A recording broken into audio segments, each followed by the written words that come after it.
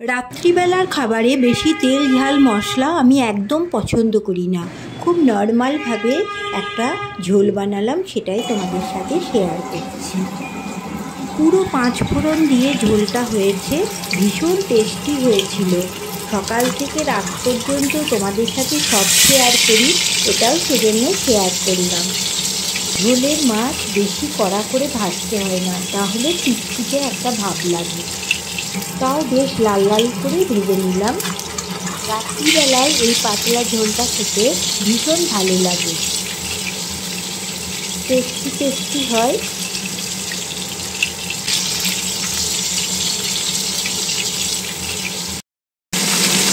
মাছগুলোকে সব একে একে ভালো করে ভেজে নিতে হবে। সব মাছগুলোকে ভেজে নিলাম। সবজির মধ্যে দিয়েছি লম্বা লম্বা করে পটল, গাজর, পেঁপে, আলু।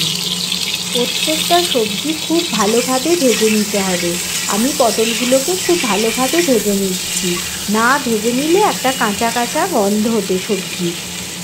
আলুটা আর পেঁপেটাও ভালোভাবে ভেজে নিয়ে একটা সিটি মারতে দেবো, কারণ আলু আর পেঁপে একটু সেদ্ধ হতে টাইম লাগে। পটলগুলো বেশ লাল লাল করে ভাজা হয়ে গেছে, আর ওইদিকে সিটি মারতে দিলাম। একদিকে মিক্সির জারের মধ্যে একটা ছোট টমেটো, অল্প একটু জিরে, 2 কোয়া রসুন আর 4টে গোলমরিচ একসাথে পেস্ট করে নিলাম। আমরা যে রান্নাই করি না কেন, মশলাটা কিন্তু খুব ভালোভাবে কষতে হয়, না কষিয়ে নিলে একটা যেমন মশলার গন্ধ ওঠে। এবার দেখো, মশলাটা খুব ভালোভাবে কষিয়ে নিয়ে সবজিগুলো একে একে দিয়ে দিলাম। তার মধ্যে দিলাম লবণ আর হলুদ পরিমাণ মতো। আর পাশে একটা বাটিতে গরম জল বসিয়েছিলাম। আমি কোনো তরকারিতেই ঠান্ডা জল দিই না, তাহলে টেস্টটা নষ্ট হয়ে যায়। তো বাটিতে যে কুসুম কুসুম গরম জলটা, ওটা অল্প অল্প করে দিয়ে এবার মাছগুলোকে ছেড়ে দিলাম। এবার সব জলটায় দিয়ে দিলাম পরিমাণ মতো। এবার ভালো করে একটু নেড়ে নিলাম। গ্যাসটাকে সিম করে একটা ওপরে ঢাকা দিয়ে দিলাম। তো বেশ কিছুক্ষণ 10 মিনিট মতন একটু ভাপের মধ্যে একটু অল্প অল্প করে ফুটলো।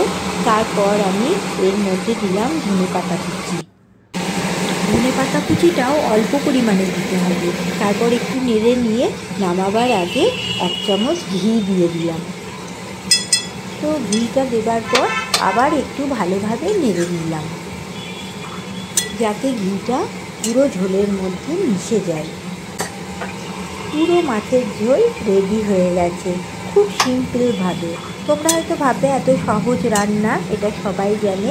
হ্যাঁ, সবাই জানে, কিন্তু এক একজনের রান্নার পদ্ধতি এক এক রকম। আমি এইভাবেই করি। গরম গরম ভাতে এরকম একটা ঝোল অসাধারণ টেস্টি। সবাই কিন্তু আঙুল চেপে পুঁটে খেয়ে নেবে।